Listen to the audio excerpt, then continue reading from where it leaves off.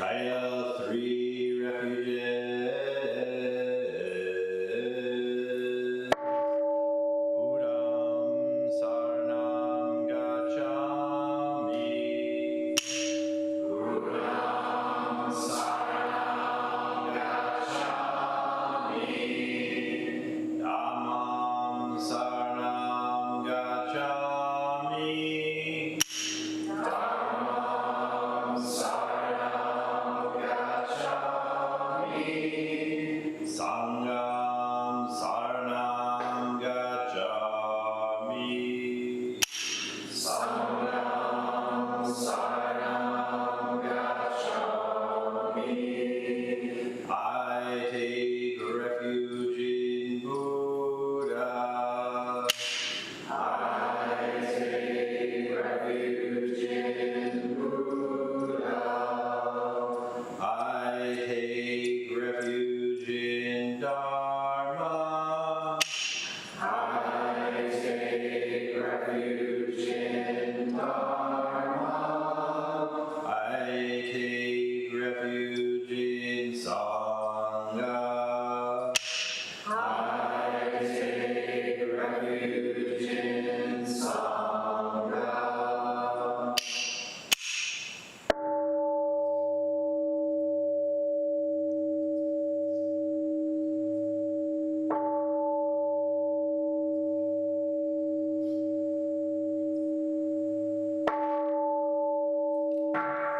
The 5 remembrances. I am of the nature to grow old. There is no way to escape growing old. I am of the nature to have ill health. There is no way to escape having ill health. I am of the nature to die. There is no way to escape death. All that is dear to me and everyone I love are of the nature of change. There is no way to escape being separated from them. My deeds are my closest companions. I am the beneficiary of my deeds. My deeds are the ground on which I stand. I am of the nature to grow old. There is no way to escape growing old. I am of the nature to have ill health. There is no way to escape having ill health. I am of the nature to die. There is no way to escape death. All that is dear to me and everyone I love are of the nature of change. There is no way to escape being separated from them. My deeds are my closest companions. I am the beneficiary of my deeds. My deeds are the ground on which I stand. I am of the nature to grow old. There is no way to escape growing old. I am of the nature to have ill health. There is no way to escape having ill health. I am of the nature to die. There is no way to escape death. All that is dear to me and everyone I love are of the nature of change. There is no way to escape being separated from them. My deeds are my closest companions. I am the beneficiary of my deeds. My deeds are the ground on which I stand. This precious human life, rarely encountered, is easily lost. Now that I have life and opportunity, may I practice the Dharma wholeheartedly.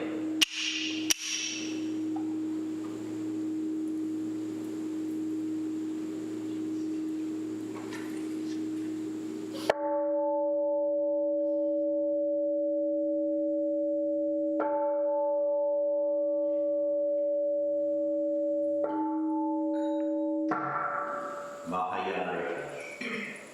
In my heart, I take refuge in Buddha, Dharma, and Sangha. May I liberate suffering beings and bring them to great joy. May the compassionate spirit of love grow within me, that I may actualize the great way. In my heart, I take refuge in Buddha, Dharma, and Sangha. May I liberate suffering beings and bring them to great joy. May the compassionate spirit of love grow within me, that I may actualize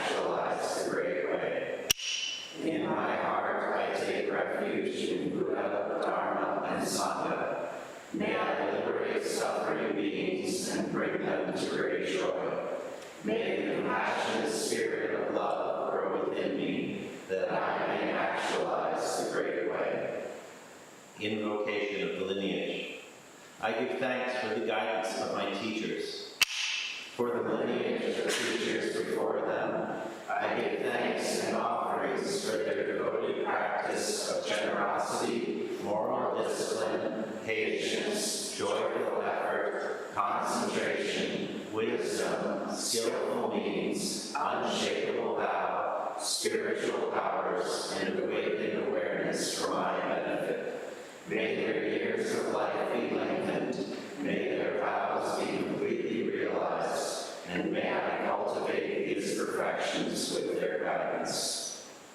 7 practices of the Bodhisattva. I bow down in body, speech, and mind. I offer the best I have to give, both real and imagined, to fill the space between us. I regret and purify all transgressions. I rejoice in all virtues. I request you to remain in total enlightenment. I request wise and compassionate guidance. I dedicate my merit for the sake of all beings. Generating love and compassion.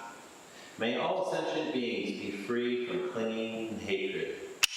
Being close to some and distant from others, how wonderful it would be. May this be accomplished. I will free them from clinging and hatred. Bless me to accomplish this. May all sentient beings enjoy happiness and the causes of happiness. How wonderful it would be. May this be accomplished. I will bring them happiness and the causes of happiness. Bless me to accomplish this. May all sentient beings be free from suffering and the causes of suffering. How wonderful it would be. May this be accomplished. I will free them from suffering and the causes of suffering. Bless me to accomplish this.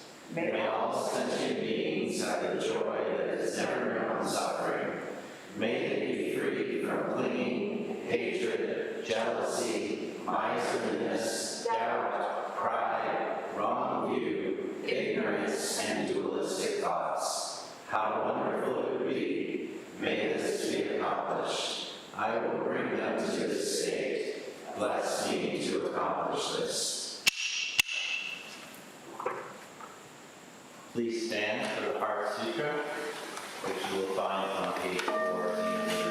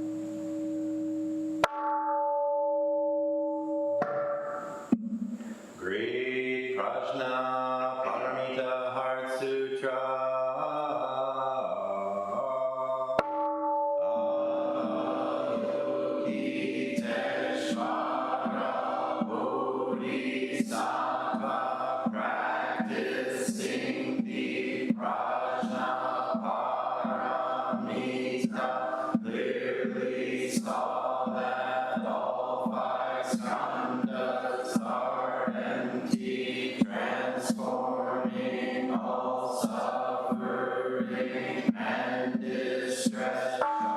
Shariputra, form is no other than emptiness, emptiness, no other than form. Form is exactly emptiness, emptiness exactly form. Sensation, perception, mental reaction, consciousness are also like this. Shariputra, all things are essentially empty, not born, not destroyed, not stained, not pure, without loss, without gain. Therefore in emptiness there is no form, no sensation, perception, mental reaction, consciousness, no eye, ear, no sound, body, mind, no color, sound, smell, taste, touch, object of thought, no seeing, and so on to no thinking, no ignorance, and also no ending of ignorance, and so on to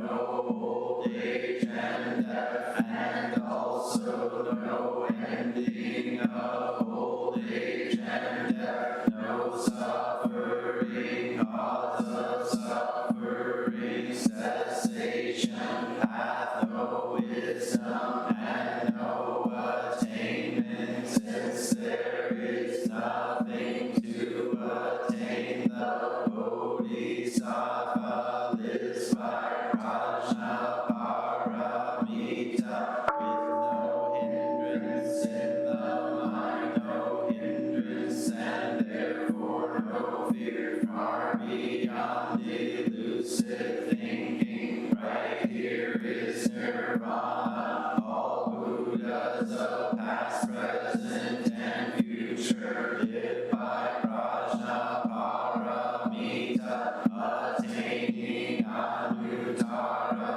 Samyak Sambodhi. Therefore know that Prajnaparamita is the great sacred mantra, the great vivid mantra, the unsurpassed mantra, the supreme mantra, which completely removes all suffering. This is truth, not mere formality. Therefore set forth the Prajnaparamita mantra, set forth this mantra and proclaim Gate Gate Para Gate Parsam Gate Bodhisvaha Gate Gate Para Gate Parsam Gate Bodhisvaha Gate Gate Para Gate Parsam Gate Bodhisvaha.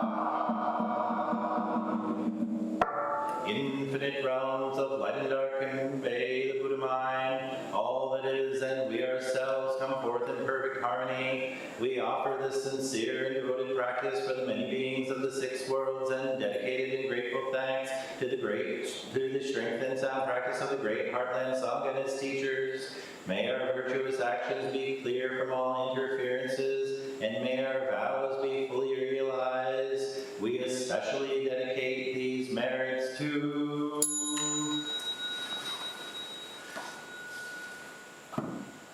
Jack, Shauna, Darren, the Stone family, Sarah, Ann, Tiffany, Donna, Kaylin, the victims of Appalachia High School, Jimmy, Soke, Roger, Debbie, Shane, Katie, and George. May they have healing and peace. We also dedicate these merits to Andy, Kendall, Phyllis, Betty, and Stacy at the time of their death, as well as those names we hold in the silence of our hearts and those we now voice aloud.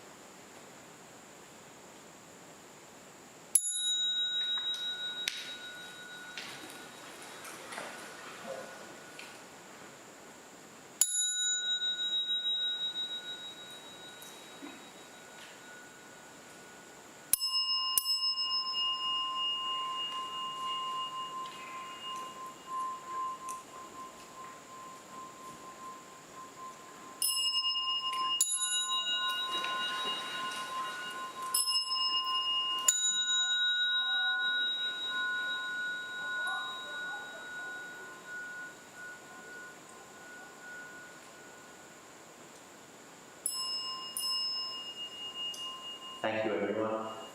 Children and Dharma school teachers can head on back to the Ancestor Hall class. Everyone else, please prepare for satsang.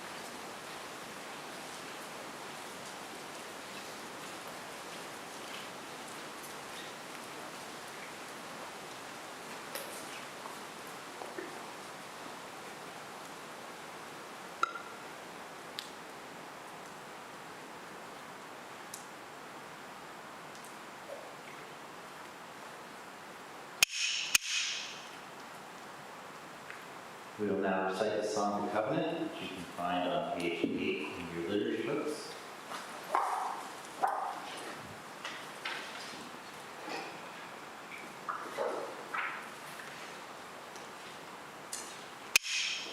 We, in thy name, approach you, God, with respect for the worth and dignity of each person, with wonder at the wisdom and compassion we seek to cultivate by practice, and with deep gratitude for the teachers of this lineage and our connection to one another, covenant to support each other by upholding the precepts of doing no harm, practicing good, and actualizing good for others. Please sit comfortably, facing the front. Make sure you're in a position such that you can see the teacher and the teacher can see you. Once we're all set and ready to go, we will also chant the Gatha in the Sutra, which is also on page 8.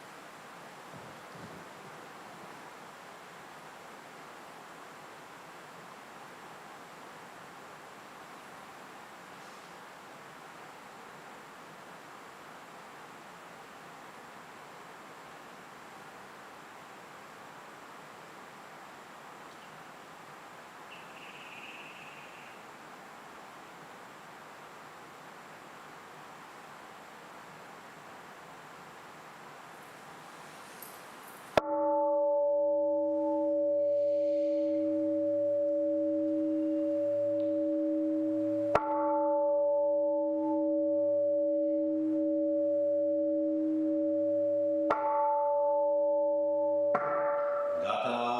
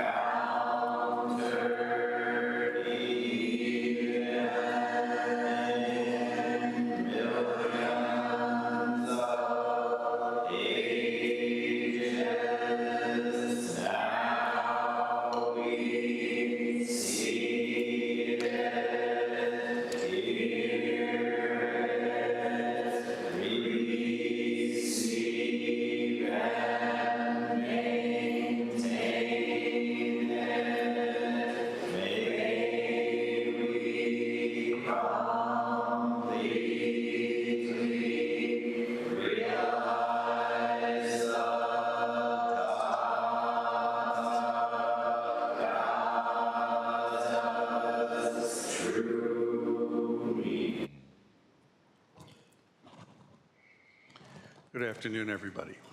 Thank you very much for being here.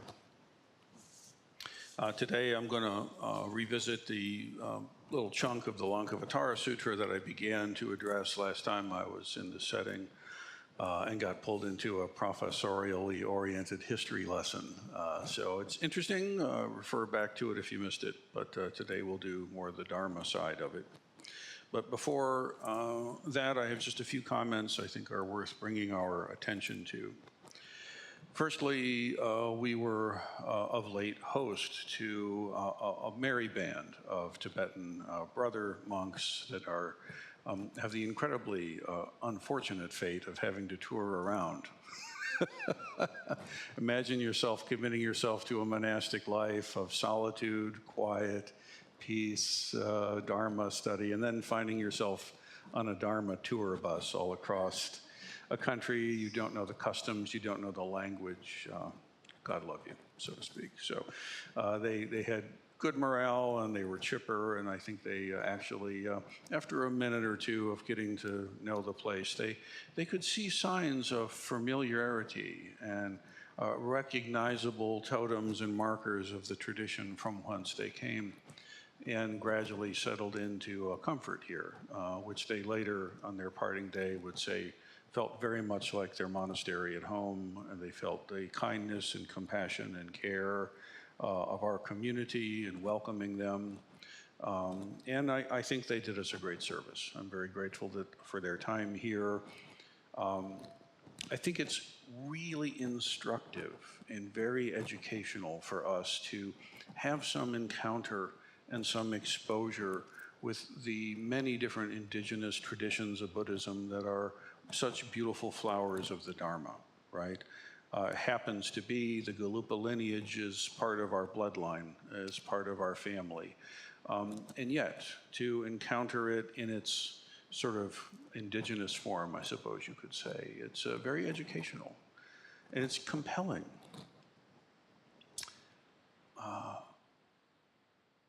I think that many of us in the North American experience, many of us anyway, we have a disconnect from heritage and culture. Perhaps if I say, well, tell me about your culture, you think of what, Reynolds Road with Myers and gas stations sloppily placed, an unthinking landscape of banal architecture that drains your very soul, unending chains of horrible food proffered as good, on and on. And so here's our culture. Many of us, well, I suppose all of us really, depending how far back you go, we're all from elsewhere, unless there are indigenous Americans here, which I hope so. But even those folks migrated. But for us, when we encounter a culture that's directly itself, it can be very compelling.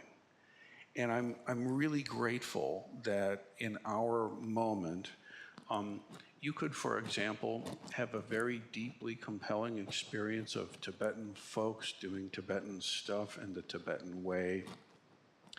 And you can't help but feel like, damn, that's cool. There's some, I don't maybe get all the language and so on. The costumes are a little different, a little the same, but there's an authenticity to that I think is an inherent wound in the North American experience. We gave that up, Recently, my family and the Leiserman family had a chance to go to Scotland, and there's something compelling about seeing a bunch of Scottish dudes in skirts making their clanging with their bagpipes, and it's like, that's Scottish, and like, yeah, there's a compellingness to the fact, right, that likely those folks' ancestors go way back into that same region and area. Perhaps there'll come a moment where we see a Japanese Sotoshu troupe come through, another merry band in exile from their homeland. And maybe they'll come, and I've gotten a chance to see these kinds of things, and when you see a Japanese person manifesting Japanese culture in a Japanese way, it can be incredibly compelling, right? And I'm so, so, so grateful that we live in a time and a place where it would be possible to not confuse the beauty of a culture with Dharma. It's not the same thing, see. And if you get to know these cultures, the Chinese culture, not that there's one, the Japanese culture, not that there's just one, the Tibetan the same way, you can start to go, oh, wait a minute. This is kimchi for breakfast is a Korean way of life, right? It's not the Dharma. And you might think it is if you are back in the 60s. There's no internet, there's almost nothing in print. And here's your teacher struggling to speak English, and they're fully manifesting in this way. So for us, I think it's wonderful to have encounter of that culture, and also wonder us that we are, I would say, able to tell the difference between a cultural identity and beauty and what is the teachings of the Dharma itself.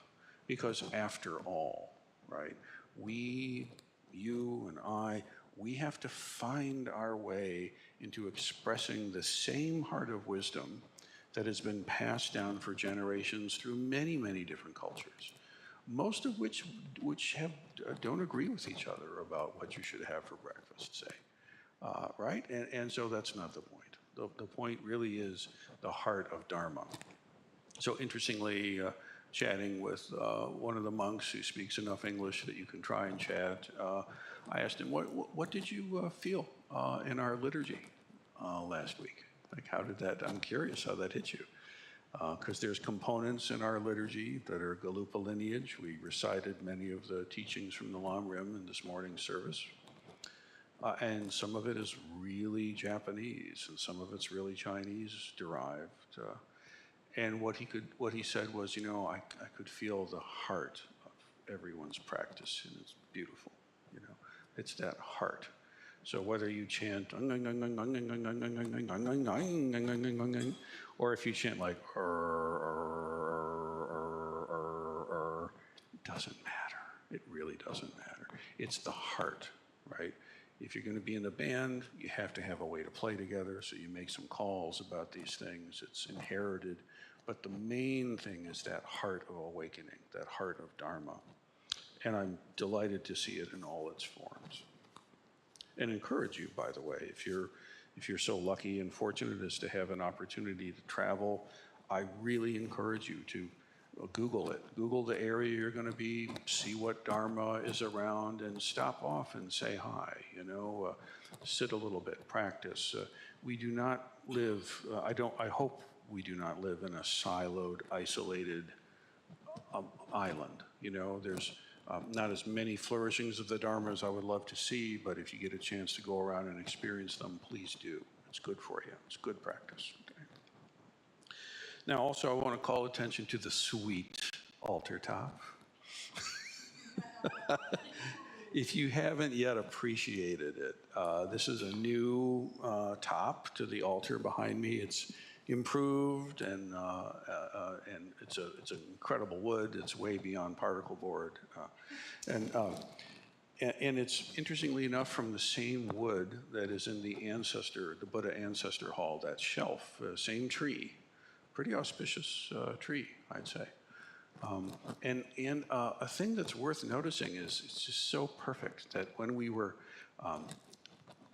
meticulously created, carefully and skillfully crafted, beautifully executed, brought over impeccably, set just so everything is right. And then the statue, of course, you put pads under so it doesn't scratch the thing. And then we set the Buddha image on and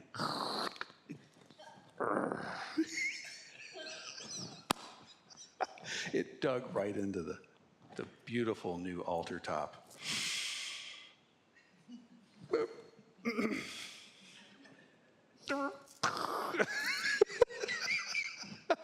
But what beautiful, what a oh, and it was the Tibetans that did it, by the way. Just to say it. But it's perfect. It's so perfect, you know. And of course, the initial impulse, I got to redo the top, start it over. You know, I understand, you know. But the the wisdom of our tradition. No, no, no, no, no. These mistakes, these flaws, these wounds and scars, they are beautiful. They're perfect, right? It's beautiful. So there's this tradition where you have a beautiful tea cup, let's say, and you drop it, it breaks. You don't throw it out. You don't try to pretend it didn't happen. You take where the cracks were and you seal it with gold. And you bring forth the beauty of that crack. And it makes the bowl all the more precious, right? There was a moment where my Aikido teacher's main teacher passed away. We got this beautiful pot made to offer some incense in, and at the memorial service at the dojo, which I helped facilitate, this amazing pottery that that Sensei was so happy with, and you know, the heat from the charcoal, it cracked the thing right in the middle of the ceremony. And for Sensei, it was the most auspicious thing possible. Right? And what did Sensei do? Took that pot, took that precious crack that forever will remind him of that ceremony to his beloved teacher, right? And filled it in, and it's a beautiful, the value of the thing is more. Does that make sense? And so too is it with our wounds and our challenges and our scars. The goal here is not to put on some stupid mask that looks whatever you think perfect is supposed to be. Dear one, I would much rather see your original face, your true face, the face that's been there, done that, taken a couple smacks to the chops, and also laughed and cried. This is the true, this is worthy, this is noble, this is beautiful, right? And our altar gets a beautiful expression of it. So we're gonna, I checked with Kokai, the originator of this amazing thing, and yeah, we actually can, we think we can take some gold and stuff colored things and fill it in and leave it there as a permanent expression of the truth of our way. The mistake is the thing. Isn't it amazing, right? Can I get a moo? Yeah, moo. Yeah, so that's a beautiful thing. And also, I'd like to call attention to, in the Buddha ancestor room, which is in the back left, okay?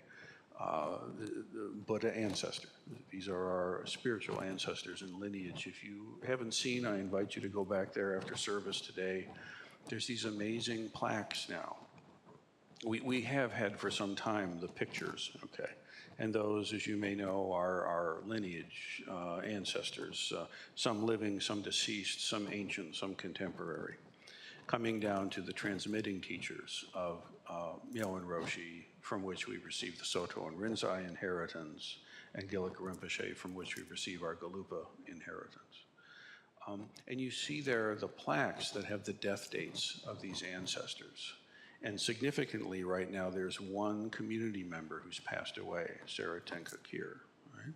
So you'll see that Tenka's plaque is there with her death date, along with the ancestors. And as time goes on, the inevitable occurs, more of us will join the League of the Ancestors, right?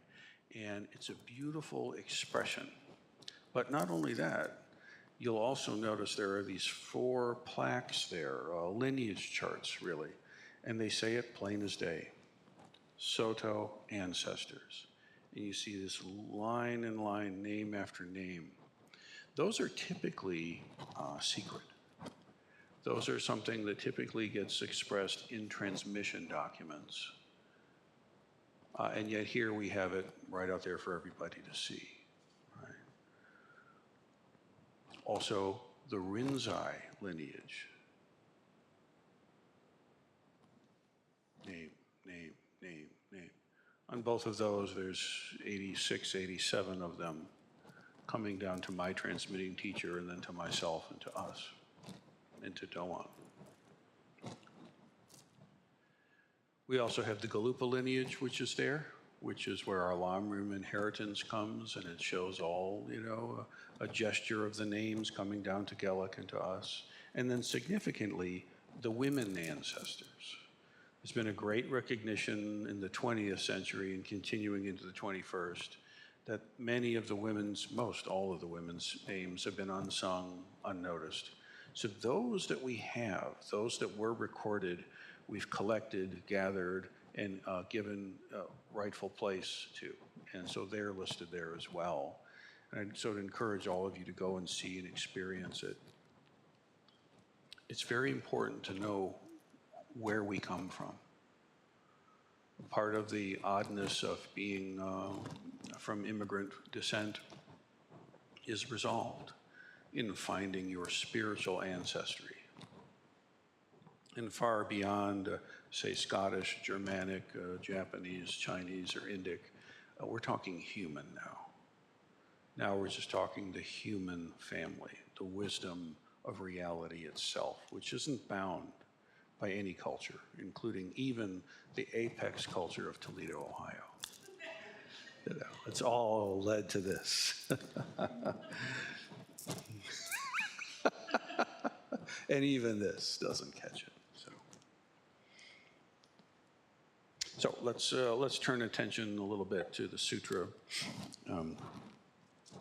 This point that's brought up here, Mahamati is asking, this purification of evil outflowings of mind, which come from clinging, are they?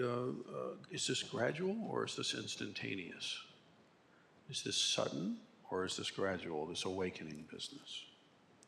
The Blessed One replied, there are three characteristic outflows of mind, namely the evil outflowing that arise from thirst, grasping, and attachment, the evil outflowings that arise from illusion of the mind and infatuations of the ego, and the good and non-outflowings that arise from noble prajna wisdom.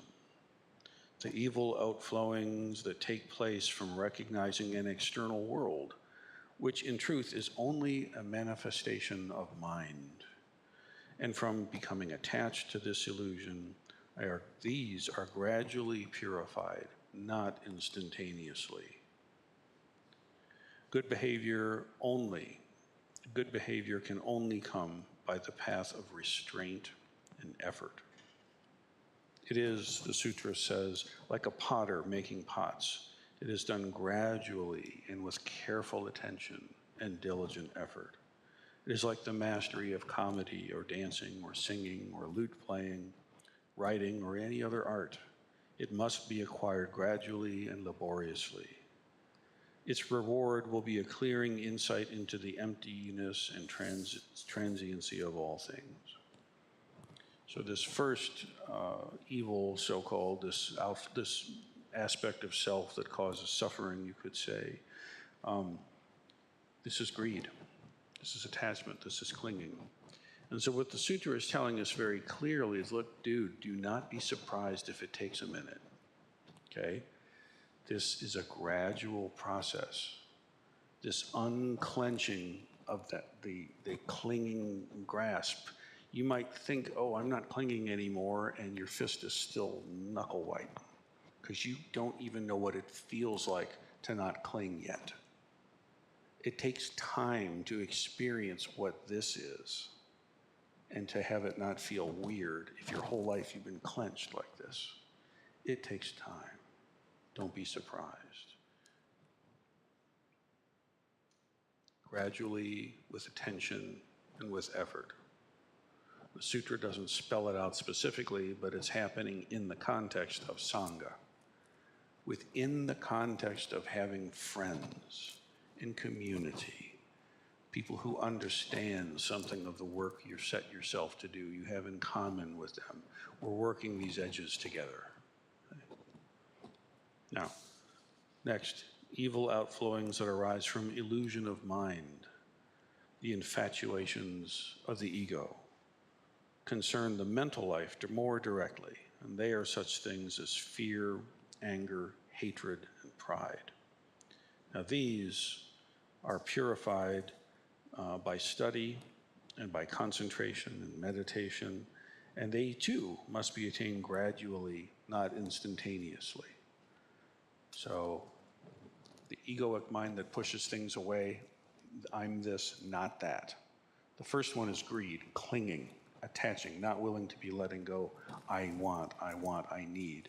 This one is, I'm not, get away from me, disgust, disdain, hatred, pushing away. Okay? Both of these essential mistakes are pointed to as gradually being resolved. The analogy shifts a little bit, and the sutra goes on to say, this is like a plant that grows at its own pace. The fruit will ripen at exactly its own time. You cannot force it, nor should you. The beautiful fruit needs time to ripen. Don't rush it. Now, a significant point to both of these. Each must follow the path by themselves, gradually and with effort. No one can do this for you. No one can practice virtue on your behalf. There is no vicarious hack here. You cannot outsource the quality of your mind to anyone or anything else. This you must do.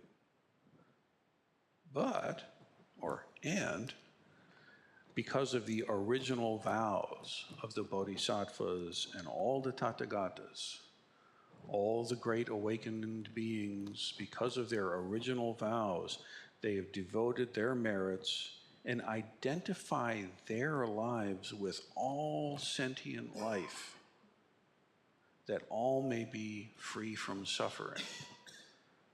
Because of these vows, we are not without aid and encouragement.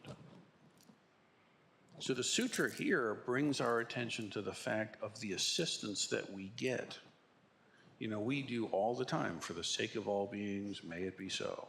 Bang, right? We're dedicating merit all the time for all those who suffer. And in doing that, we're identifying our lives with the lives of all beings throughout space and time. We're making a gesture, if we haven't yet had the realization of the oneness of all things in their diverse expression. And that's true for the heavies too. The heavies, those who've come before us that came to this great realization, they too made a complete identification of their lives with our lives. And they have made vows that they will be of use. And we can rely on that.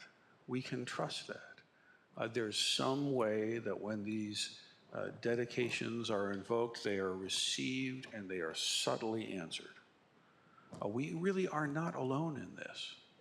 It's mysterious. It's not something that fits cleanly onto a spreadsheet, but it's a real operable fact, at least so the sutra tells us. And I take what the sutra has to say pretty seriously. Now, in my own life, I have definitely felt, in my subjective experience, assistance from the Dharma. How could this happen? This is not the work of just a few people making plans. Of course, that has to happen. But that's not all that I see is involved here. The fact is, this temple exists because you're here today. You, because you're present and you're here to hear the Dharma, to encounter the Dharma. The karmic power of that has helped this place to come into existence. Long before you ever perhaps decided to check this out. Still, even more so now, those great beings that have come before us. So you saw that in a very clear way with our Tibetan friends. They came and they expressed, and they have no qualms at all about asking for assistance from the great bodhisattvas and mahasattvas. And personally, I find it refreshing, you know. What is the healthy, noble way to realize, A, nobody can do this for you. You must come to realization for yourself. Zen is great in that key. And also, we're not alone in this. The whole cosmos is nothing but yourself, and the cosmos loves you and is good with this and will come to help. Both of these things, in my experience, are true. But now, what about this third business?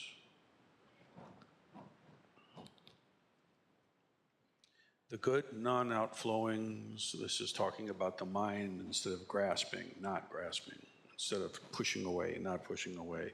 The good non-outward orientation that comes with self-realization of noble wisdom, seeing into the nature of the self, is a purification that comes instantaneously.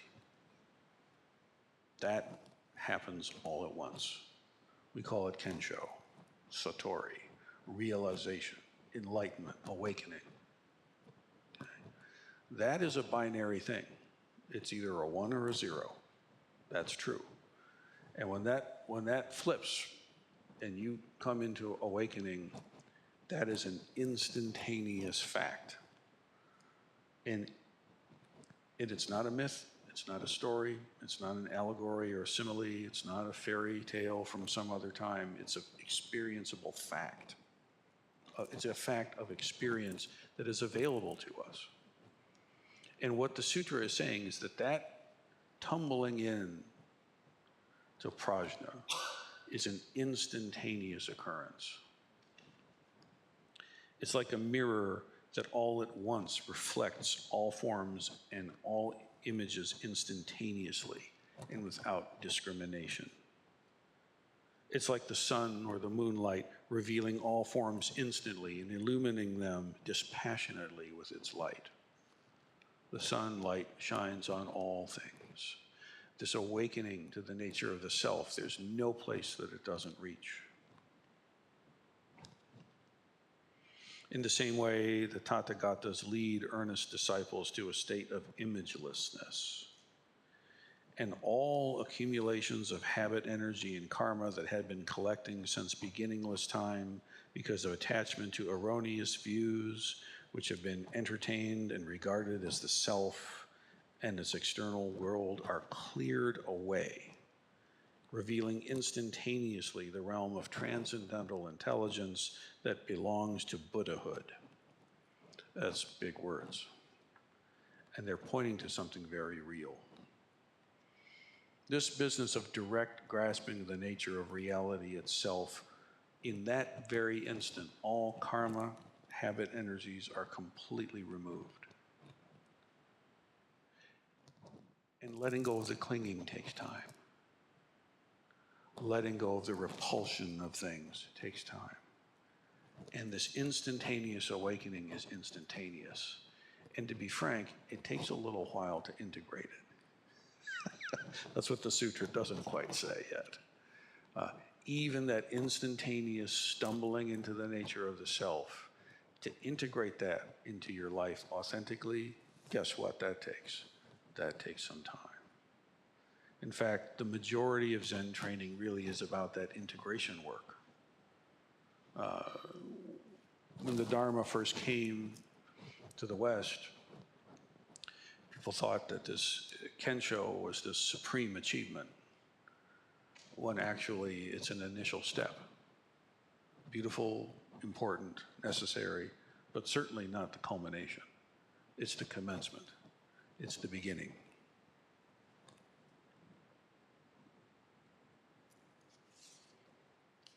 So this sutra puts forth a very subtle and very nuanced take on the path of spiritual development and growth. We do well to pay attention to it, and we do well to pay attention to ourselves and to our experience. It's my view that the wisdom that the sutra is expressing is at least up there, if not the highest wisdom the human mind can comprehend. It's not the only way to say these things, but it is a way to say it, and it's worth spending some time with. But ultimately, it comes down to each one of us being willing to connect, to be seen, to be able to take our place of practice and to nobly engage in this work of consecrating our mistakes, of holding hands together and moving through these layers and levels of suffering and breaking through into the freedom that's always been there. In closing, the sutra says this: so the universal mind, cleared of its defilements through the gradual purifications that come by effort and by the instantaneous self-realization of noble wisdom, like the Dharmata Buddha shining forth spontaneously with rays that issue from its pure self-nature, shines forth instantaneously. By it, the mentality of all bodhisattvas is matured instantaneously. They find themselves, you find yourself in a palatial abode of pure heaven, yourself spontaneously radiating all the spiritual treasures of spiritual abundance to everyone you see, enlightening them all. May it be so.